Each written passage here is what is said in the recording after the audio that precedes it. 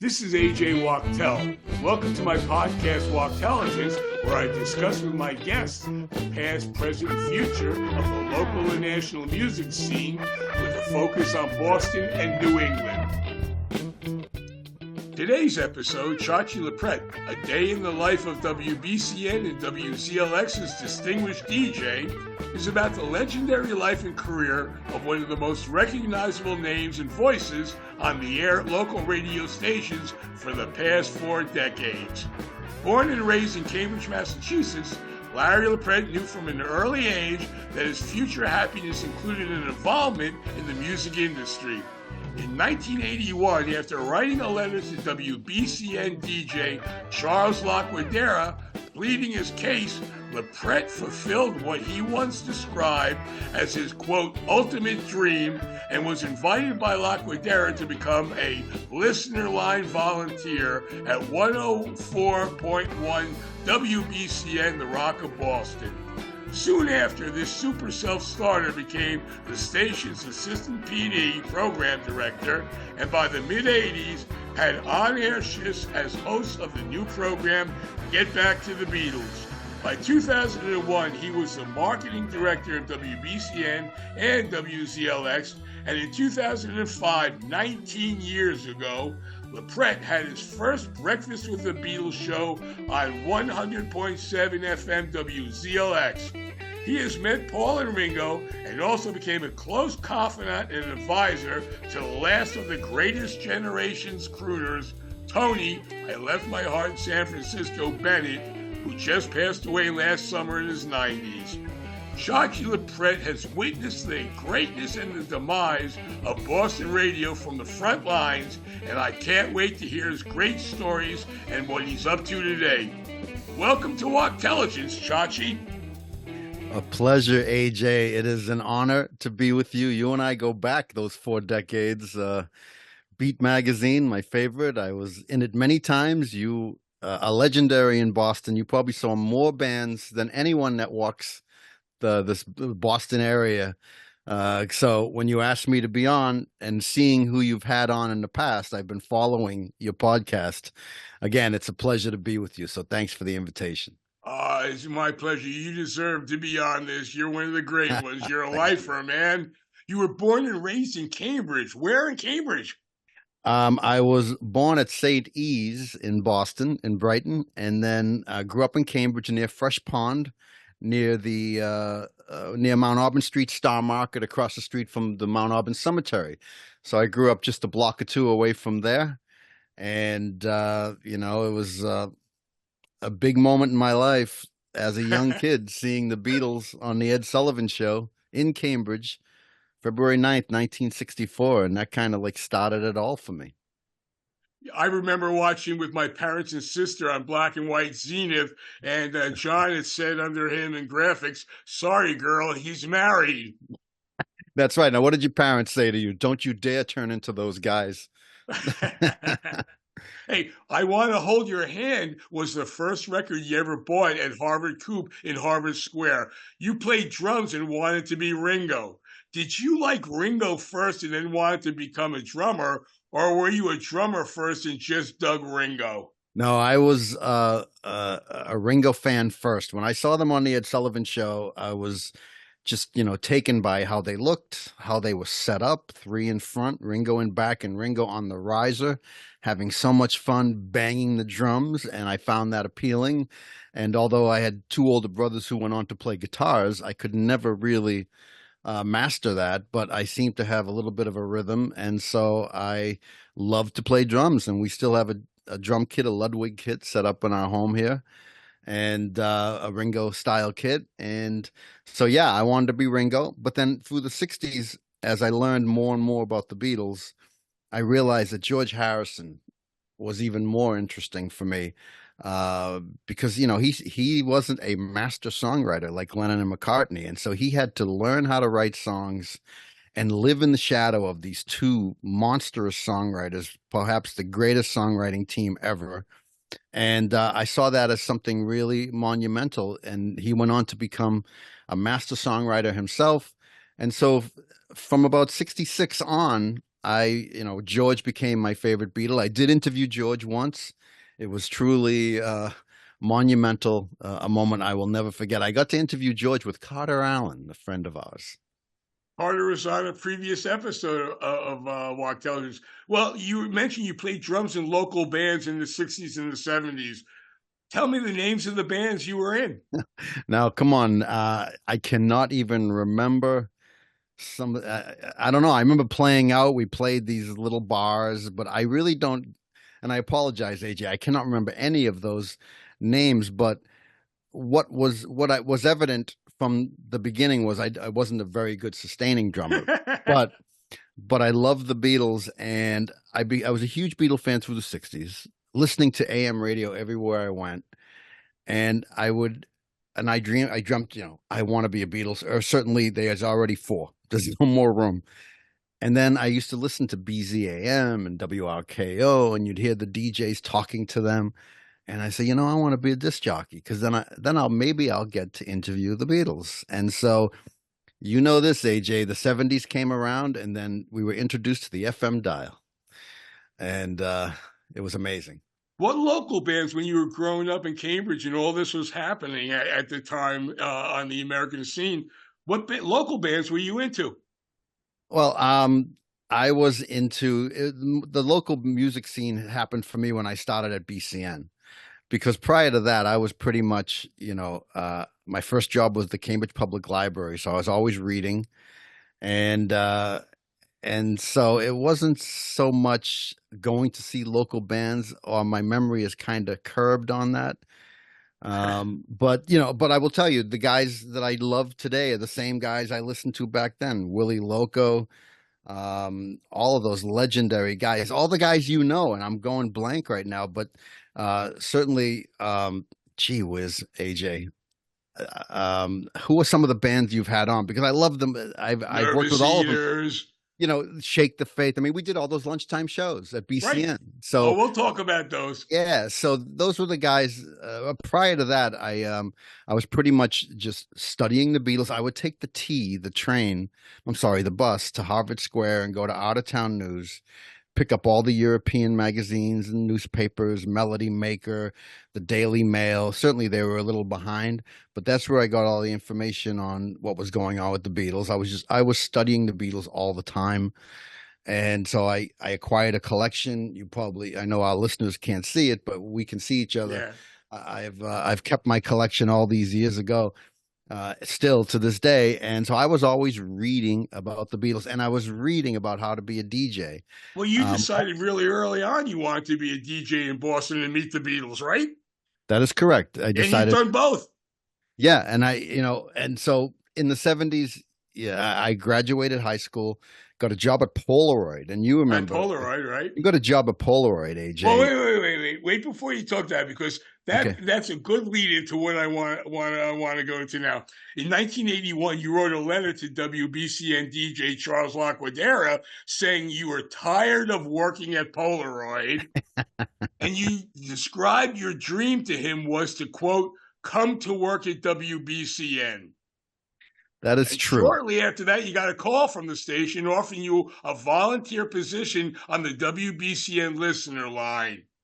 You know Correct? What, AJ, when that moment happened, I still remember it to this day.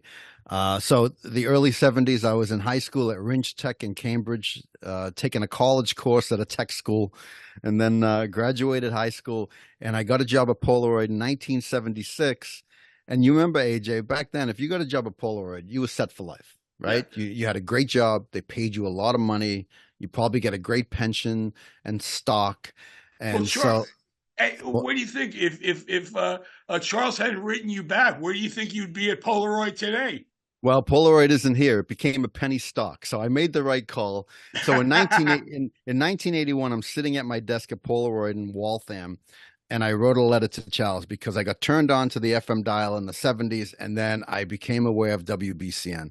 Legendary station, legendary celebrity DJs that you wanted to be around, the music, everything. It was cutting edge beyond anything else. And so in 1981, out of just the sheer boredom of working at Polaroid, no future, except that I knew a lot about the Beatles and I loved radio. So I wrote a letter to Charles. Charles had a woman call me. Her name was Nancy Monaco. And she said that Charles loved your letter, and she said, we have a huge waiting list to work on the listener line, and we only have volunteer spots available. And I said, I don't care. I will do anything. I work from 7 to 3 p.m. I'll come in after work and do anything you need.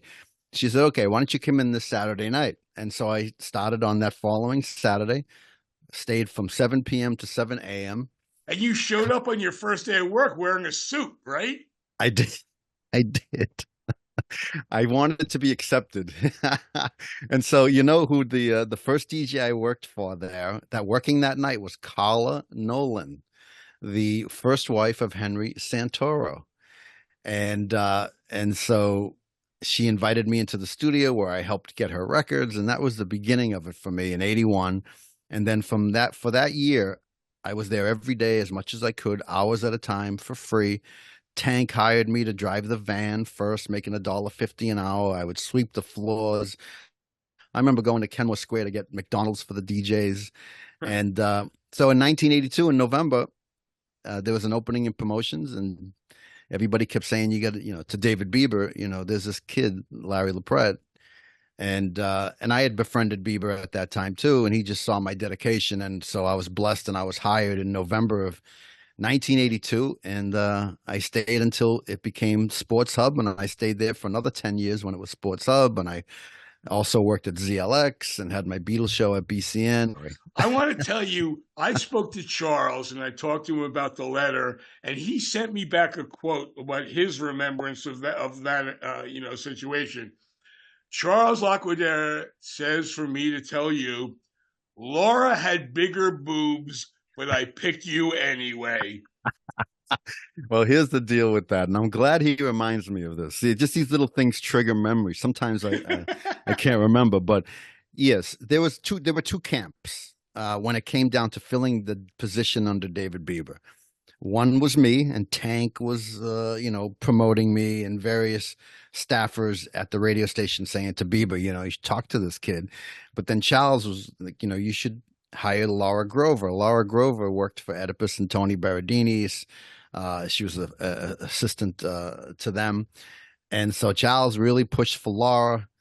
The others pushed for me, and Bieber hired me. So there's an ongoing joke for years now that the power of Charles Laquadere wasn't able to get Laura hired, but I got hired instead. So, and with all due respect to Laura, we're dear friends today, and it was never been an issue. So, yeah, I was very, very blessed. And in 1984, WBCN news director Matt Schaefer gave you the name Cha-Chi because, quote, people will forget Larry, but won't forget Cha-Chi. Where did Cha-Chi come from? He, see, when I first started, the DJs at BCN were kind of lazy, right? So they would do contests on the air, but they didn't want to be bothered with making sure the contest details were given on the air, the rules, to describe it. They didn't want me to hand them copy. They would say, Larry, just come in and we'll open the mic and you just talk about the contest or whatever we're working on. Because I was the promotions assistant. We were in charge of all the contesting, press relations, all that kind of stuff. And so as a way to not have to deal with business, they would call me in. Mark Perrino was the first guy to put me on the radio. And so as those weeks and months went by, Matt Schaefer would come in and say, you're not going to be remembered if you use your name Larry. You need a radio name like Oedipus. And they remember Oedipus. And so he came in and said, you should be Cha-Chi. I've been thinking about this. You should be Cha-Chi. You look like a Cha-Chi. And so it stuck. And I will tell you, I won't sit here and say I'm, dear friends with Ringo Starr, but on the occasions when I do interview him, he always remembers me because of the name. And I have tapes of him making fun of my name that I run on my show as the little drop-ins. Cha-Chi, you got a weirder name than I do. Cha-Chi, Cha-Chi, Cha-Chi. So they all remember. Tony Bennett, they all remember the name Cha-Chi. And eventually my mother was calling me that as well. Well, I met you in the 80s. I was at the Beat magazine, and our paths crossed often at nightclubs. You were out all over the place. BCN, you had a lot of promotional events with free food where I'd always ask you if you had anything you wanted me to put into the next issue in my gossip column in Significa. And I also talked to you first about WBCN sponsoring the Beat magazine. And for over 2 years, we had you on the logo, BCN, and you worked with us. You liked the idea, and you talked to Oedipus, and I arranged a Chinese food lunch between Eddie, Gary Shea, owner of the Beat, and myself. And that was great. What do you remember about that? Well, first of all, see, now you're striking my memory again. Before I got hired at BCN, I would enter contests all the time at BCN. And right before I got hired, before I even started volunteering, I won a trip to Nantucket to see the final show of Shane Champagne in Nantucket. And I got to stay at a bed and breakfast. And so there's an example right there. I loved Gary Shane and Champagne. That was a great band. And so right before, right after that, I got hired. And you're right. You and I were always out. You were out more than me. But when you worked at BCN, it never shut down. It was always 24 hours. And it seemed like the most fun was happening at the radio station after midnight, right? So you go out to the events, and then everyone would go to the studio and the station and hang out, and we would see each other. And, we saw the value in Beat magazine. It was about extending the reach of the radio station into music fans that were reading your magazine. And you were a top line name and face associated with the Beat. You wrote all those columns, and you wrote about me. I've been in it. I have them still in my collection. And so, yeah, you and I would see each other a lot. And, those lunchtime concerts, yes, we would feed you. You'd get your first beer free, AJ, and then you could eat as many cold hot dogs as you want. Well, we tried not that they wouldn't be cold, but no, we would have free hot dogs and do lunchtime shows. And so you and I would hang out at the channel, and then we go to Waylou's afterwards, remember, across the street? Yep. And so, yeah, we have a history, you and I, and that's why I'm here talking to you. I've always had a soft spot for you. And then when we saw each other at the Brighton Music Hall last November for a big Beatles event, it was just great to see you. And I've been watching your activities on social media, Wachtelligence, and everything you do, and certainly your son Harrison, named after George Harrison, I suspect. No, I tell everybody that. Late in the 80s, you worked closely with the channel, and you met Danny Bennett, Tony's son, who managed two bands in Boston. What two bands did Danny Bennett manage? Oh, you know this. First, there's Mike Viola. Oh, that's right, Mike Viola. And he played the channel when he was 15, right? And so he was Mike Viola and Snap, different configurations of Mike Viola, and so Danny managed him for a long time. And Mike's done great. He's a songwriter. Still, right? Yeah, he's huge. And then he was managing Tribe. Okay, I didn't know Tribe. Yeah. And, but what's really important about that is at the time, Tony's career was at a crossroads, and you approached Oedipus about the possibility of you interviewing Tony Bennett on WBCN and playing his music.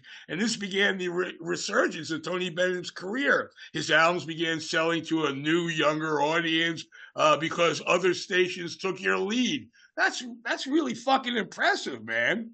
Well, it was a big break for me. I got to meet Danny at the channel through people that work there. You should meet this guy, Cha-Chi. He can help you promote your bands. He's at WBCN. And so Danny and I met for lunch at a diner in Boston for the first time. He brought me a John and Yoko postcard as a gift, an original Beatles postcard. And we became friends, and I would support his acts. I'd always MC, and Mike and I still go back years. We're still friends. And so through that, Danny was so unassuming that it was, he never really pushed the fact that his dad was Tony. So he invited me to New York to meet his dad. And I'm like, oh my God, I'm going to meet Tony Bennett. And so I came back, and in 1986, a Tony Bennett album came out called The Art of Excellence. And I was exposed to Tony's music as a kid because my parents were both Italian. They loved Tony Bennett. Of course. And so back then, you'd get albums from the record companies all the time at the radio station. It was one of the great things. They're always sending you free music. So I got the Art of Excellence album, and you know what? I put it on because I knew Danny, and I was blown away by the album. Just blown away. It was like a concept album from from a crooner from a different generation that I really could relate to. All the music, and I loved it. So I went to Oedipus, and through my friendship with Danny, I went to Oedipus and I said, "Listen, this album's fantastic, and I can probably get Tony on the radio. He could call in, and can we play? Here's a couple of songs. Listen to them; they're fantastic." And Oedipus was open to anything. He looked at everything globally in a local way, and he said, "You know what? Yeah, you can do that. Imagine that happening today at a rock station. I mean, it would never Right. happen." Right. And so I made that happen. And at the same time, Danny was planning a resurgence of Tony's career because it kind of leveled off. And we had Tony on, and Tony never forgot. He and I remained friends through the years, and he did so many fantastic, beautiful things for me. Tell me a funny Tony Bennett story that no one's ever heard before. He was playing Symphony Hall one night, and every time Tony came to Boston, I would pick him up, handle his press, hang out with him because we became friends. And when he was in Boston, he was like, "Hey, I gotta hang out with Cha-Chi," And so I remember one night he was playing Symphony Hall, and in the afternoon, he was really hungry. He said, "Cha-Chi, let's go out for some pasta." And so I said, "Okay." And so I took him to the Village Fish. It was a restaurant in Brookline, and they used to serve the pasta in the pans. They cook the pasta, you get it in a skillet at your table, you eat it right out of the pan. And I took him there, and after that, we went to the theater, and he did the show on a full stomach of pasta. And it was the greatest thing in the world. He just loved it, and from then on, he would always say, "Hey, Chach, let's go to the place with the pasta and the pans." And so we would always take him there. And so and Tony, they made a Tony Bennett Christmas TV special, and they asked me to play Tony's son. Tony wrote 2 biographies. I'm in both, being credited of selling 100,000 plus copies of Art of Excellence in New England. Woof. And then he started to catch on. He was on the Grammys. He was on the Letterman show. Then, stations across the country saw us embracing Tony. And next thing you know, Tony's playing, radio station rock festivals all over the country. And he did one for FNX. He did many of them for us. He did it for Mix. I remember Mix called me one day and said, "Listen, we have the Mix Fest coming up, and we really would love to use Tony and get him to play our show." And so we called his office, and they said the only way Tony will play his show is if you call Cha-Chi and get his permission. And so they did. I won't say who called, but he was an important person, and he said, "Listen, do you have an issue if Tony plays our show?" And of course, I never had an issue to expose Tony to a wider audience. And I still have the pictures of him playing Mix Fest. I think it was Boston Common, maybe. You just brought up, imagine that happening today in a local radio station. Let's talk a little bit about the demise of Boston radio. What was the first sign that the end of WBCN was coming? Well, internally at BCN, the philosophy always was the product came first. What we were playing came first. So, and the advertisers had to align in a certain way. So it was always looked at as creativity, the music is first, sales secondary. When that became to switch, it became a very it was the beginning of what I saw as a whole different way of managing and running. When was that? Station. That was in the late 80s, going more so the early 90s, when they realized, and in the 80s too, they realized, the station could make a ton of money. So we'd go to weekly promotion meetings, and the sales department would come to the meetings and say, we have a client and we want to do a promotion on the radio station, give away this and mention this particular client. And some of the tie-ins were so ridiculous. We cannot do a Right. promotion with, I don't want to say, I can't think of any particular product, but you have to appeal to our audience. So this particular product, maybe it's Geritol, right? It's like, what does Geritol have to do with our audience? Yeah. So we would sit there and we'd have a case, and the station would say, okay, not a problem. We won't accept that money. It's when that began to switch, where they would say, no, sales, the general manager, sales department would say, no, you have to find a way to make this work, which means you have to change the philosophy of the station and how we approach the on-air product. And that's what made it so cool to work at BCN. It was about the music first, and every promotion back in those days had to have a music tie-in. Well, how do you Uh, see the current state of radio today? well, it's very corporate. It's not the same. Those are very short playlists created by research, rubber stamped in all different markets, and more and more those radio stations that had some sort of individuality have gone away. So that's why I'm on WUMB. Yeah, it's a smaller station. The reach is a little bit limited, but they play anything that people want to hear, and I'm able to play anything I want to play. I'm never told you can't do that, you can't say that. You can't do that on the ZLX of today. And I still, listen, all due respect, I loved working at ZLX and Sports Hub, but radio has changed a lot. It's certainly not what it used to be in the 70s, 80s, and even the 90s. But I found a way to survive with my radio show and still have fun on a small station. But radio is kind of resurrected nowadays because you can stream it anywhere in the world. So, Well, do you think it's ever going to return to becoming more relevant? well, the first thing that happened was when Reagan, didn't took away all the limits of ownership. That's when it began to disintegrate. When you could have multiple, stations, but you could only you could only own a certain number of them. It's when that changed. Then companies started plucking them up, and you see what the revenue is for some of these stations. It's far from what it used to be. BCN alone would probably bill 53 million in 1 year. Doesn't happen anymore. And so will it ever go back? I don't think so. I mean, look what happened to AAF. It became a religious station. It's not going to, Well, I don't think it's we're a going to, college town too, and there's a lot of big difference between college radio and commercial radio. Do you think what you're saying is the same for both?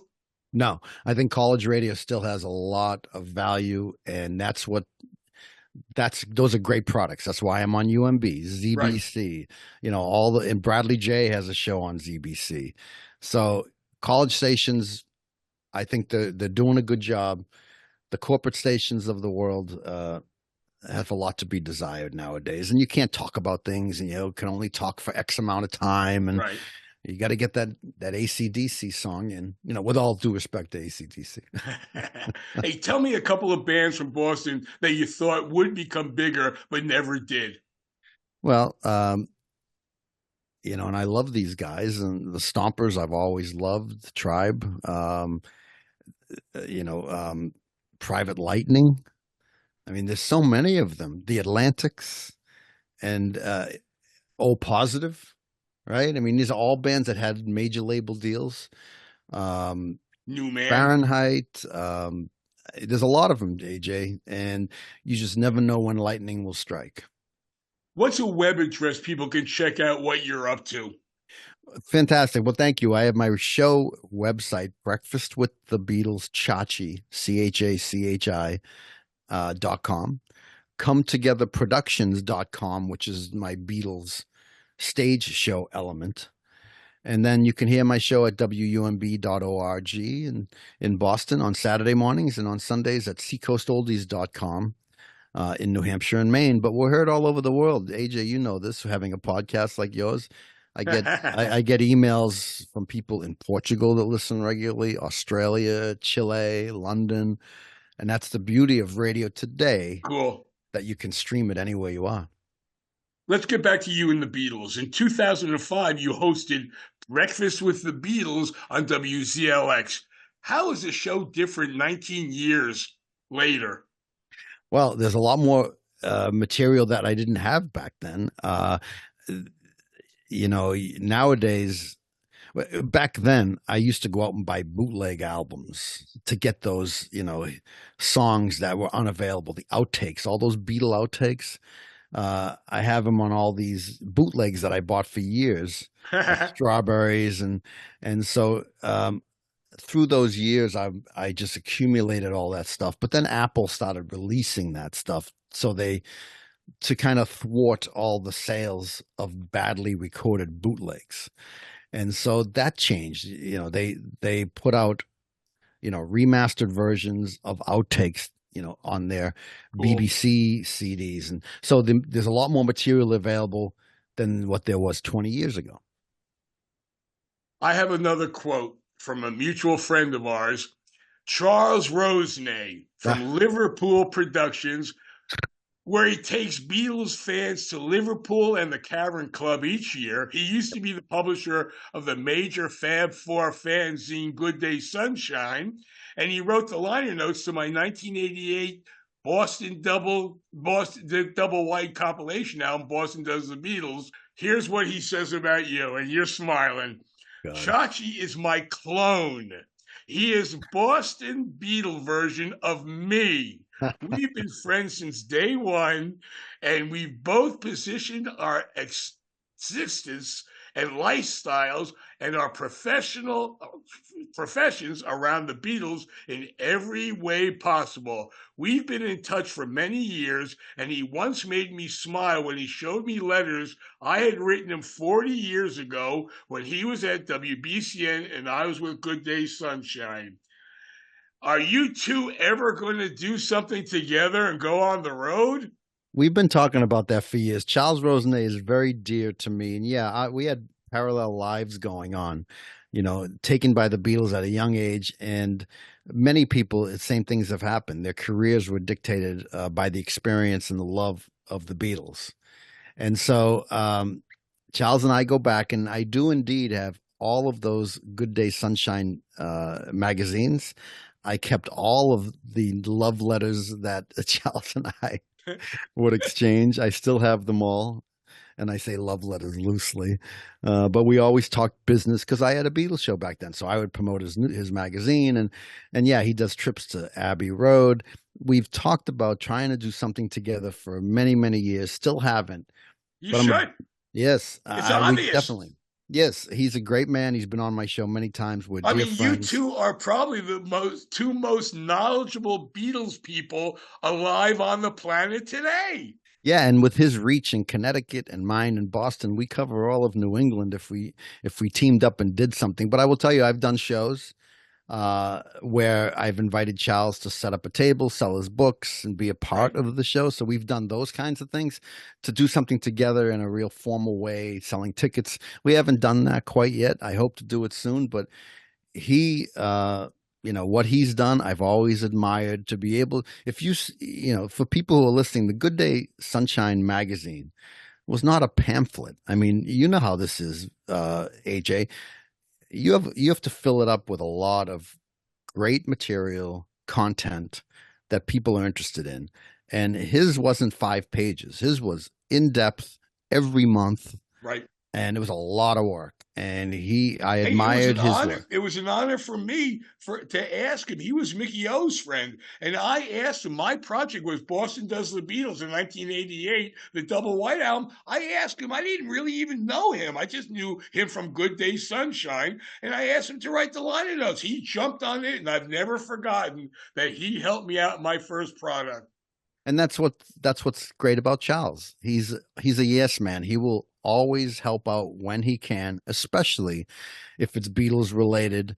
And I did see the Boston Does the Beatles on eBay for like $200, and that's kudos to you, AJ, for that great album. I have one here in my collection. But Charles is that kind of a guy. He's always willing to help. And then we have other mutual fun things we enjoy. We both love horror and the occult, and so he does a lot of that stuff, ghost Right, chasing. right. But he's a great man, and we were together recently at the Mega Fest last year with Pete Best. We hung out together. He had a booth there, and he believes in ghosts, so we talk about that a lot too. Who has the better Beatles memorabilia collection? I do.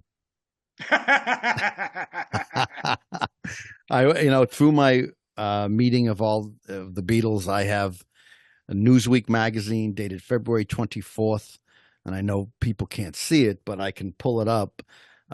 It's news. The Beatles were on the cover of Newsweek magazine, February 24th, 1964, and when I met Paul, he autographed it, and when I met Ringo, he autographed it, and then Paul autographed my Sergeant Pepper album. He autographed some sheet music. Ringo autographed a couple of things. So um, the autographs I have covered, but I think I have a better collection than Charles. But Hey, I've I never had a seen his collection. I have a copy of Boston Does the Beatles signed by Pete Best. Hey, fantastic! He's a Beatle, an original Beatle. Pete's a dear friend of ours. What do you think of the recent new Beatles song? I love it. I think it's fantastic. Have it right here, called Now and Then. Of course, AJ, you buy two and you don't open one, right? So this one isn't opened. I think it's fantastic. I think it's a great book. It's a book ending of a career. So you started with Love Me Do, and then you bookend it with Now and Then, 50, 60 years later. And I love the song. I was all for it. Yeah, people were criticizing it in the beginning because they thought it was AI. It was only AI in terms of bringing out particular sounds, cleaning up distortion. There was nothing fake about the song. It was just a clearing of the tapes because when they were getting it together for the anthology set, all the Beatles felt that the quality of the song wasn't there, and they didn't have the technology then to fix Yeah. it. So now the technology happened. Peter Jackson fixed it, brought out the sound, took away whatever the mess was. And I think it's fantastic. And it brings more attention to the Beatles. Here we are, 60 years later, people are still paying attention to the Beatles. What do you think of the new Living the Beatles Legend book by Mal Evans? Mal was on my show. I mean, not Mal. Ken Womack, the author, was on my show last week. Ken and I have been friends for many years. And I found that book, and I told him this. It's only February, but so far I think it's the best book of the year. I found that book to be totally engrossing. It's filled with so much information that I never knew.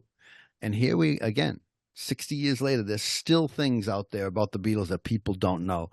I love the book. I highly recommend it, and I read it over the Christmas holiday. I couldn't put it down. Fantastic book. The great Mal Evans. His story needed to be told, and I'm glad that Ken got it together with Mal's family, and so it's fantastic. I loved it.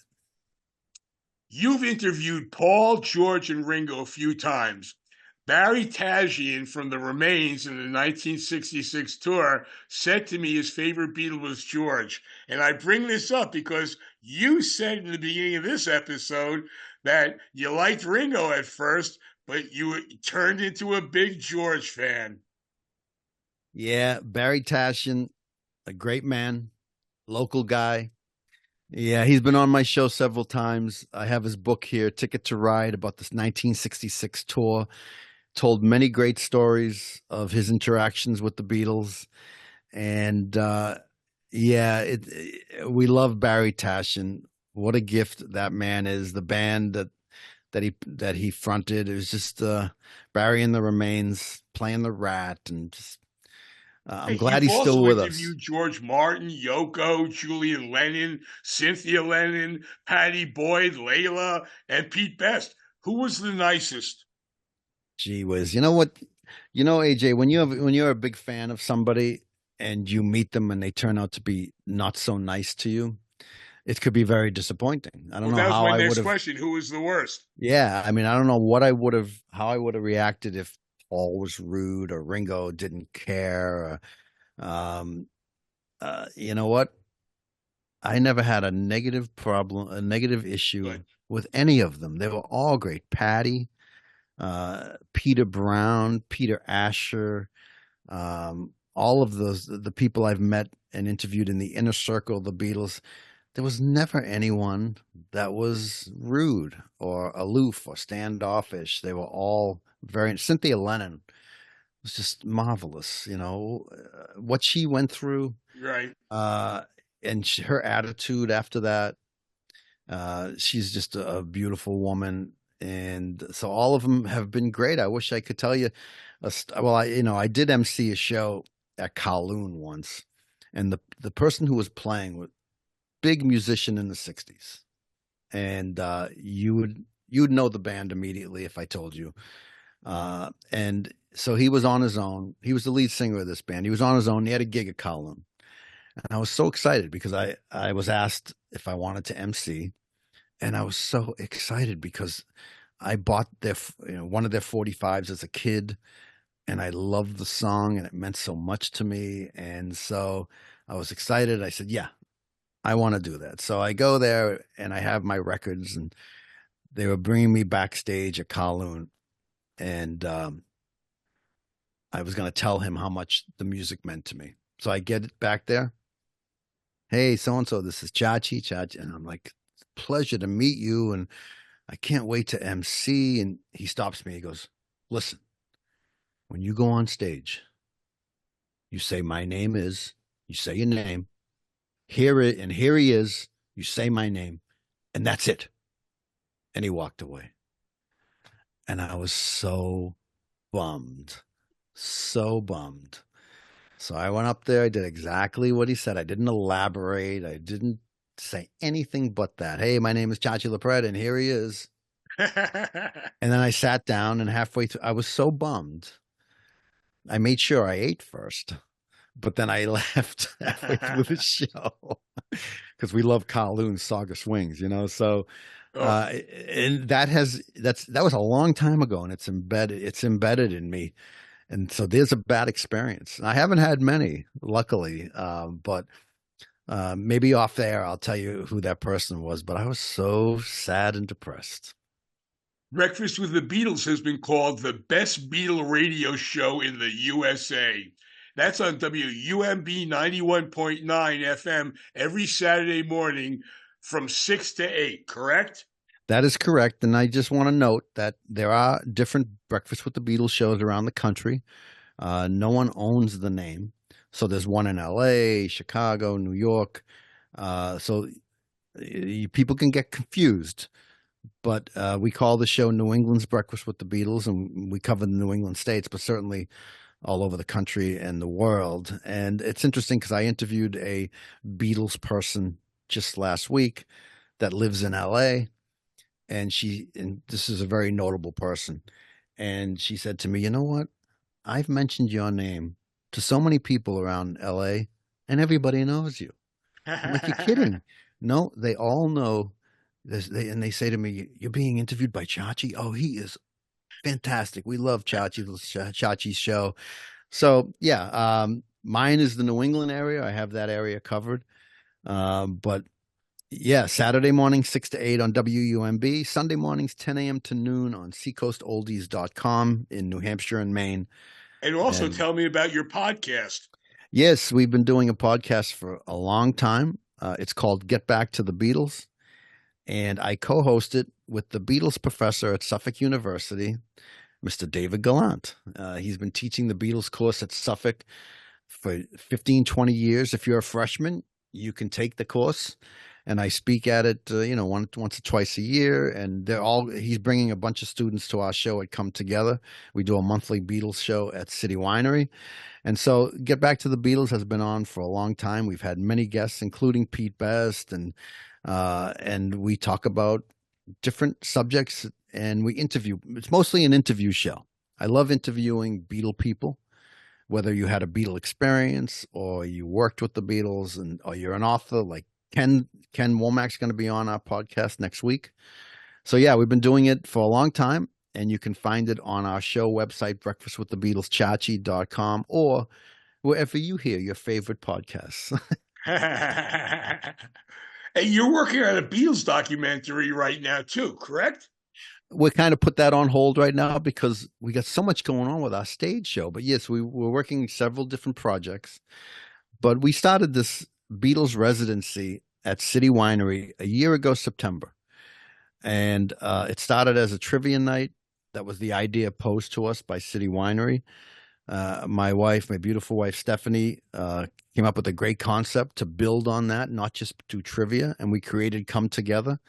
And I share the stage with a young magician who loves the Beatles and loves magic. And he found a way to tie them both together.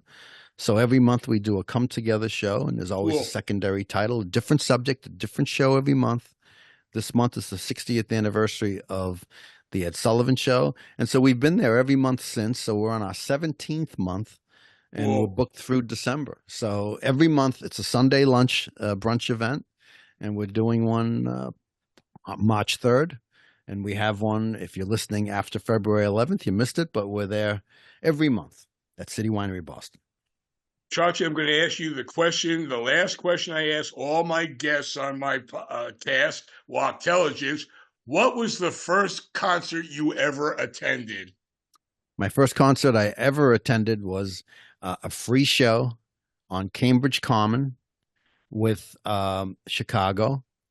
But I also, I was very much into R&B and soul, and this band particularly slant towards gospel music.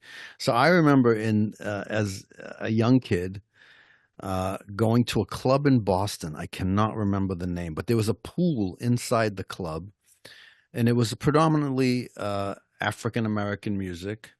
And I remember me and a few of my friends went to see the Mighty Clouds of Joy. And it was truly amazing. And I think we were the only, White Caucasian guys. people there. But yeah, we saw the Mighty Clouds of Joy. And that was my earliest club experience when they played there. But also the very first Boston Garden show I saw was in the early 70s, Elton John. And I remember him saying, "Hey, I'm going to play songs from my new album coming out in a couple of months. It's called Goodbye Yellow Brick Road." And so that was huge. And I saw Wings Over America in 76, ELO, George Harrison at the Boston Garden. So a lot of those concerts, the big ones, started happening in the 70s. But those were my first experiences. Those are memories that stay with me. And it's been such a joy to talk to you. Seeing you at the Brighton Music Hall last November was a lot of fun. And you've accomplished a lot in your life, and I've always admired you and thought of you as a dear friend, even though we don't see each other as much as we want. But what you've done in your life, and I have all my Beat magazines in a box next to my Charles Rosenet books, and so for all you did to deliver the message of music to Boston readers, the Beat was a great thing, and it was always a pleasure for the station to sponsor it, and the way you write and everything. So that's why I was when you asked me to be here, first thing I said was yes. So thank you, AJ. You're a great man. Cha-Chi, it was a pleasure having you on my podcast, Wachtelligence. Hopefully our paths will cross soon again. I hope so, and we'll have you on my podcast soon. But to talk about your Beatles, Boston Does the Beatles, and so you're a fantastic guy. God bless you and your son Harrison, and thanks to David, your producer, great man. Thank you, buddy. Thanks so much for listening to this episode of Wachtelligence. You can connect with me on Facebook at Wachtelligence. Thanks to my producers, my son Harrison and David Schwartz, and Harvey Brooks for my theme song. Don't forget to subscribe. I don't care what you think of me. Don't need no jailer to set me free. Don't want strangers filling up my cup. Don't need no advisor to show me down from up.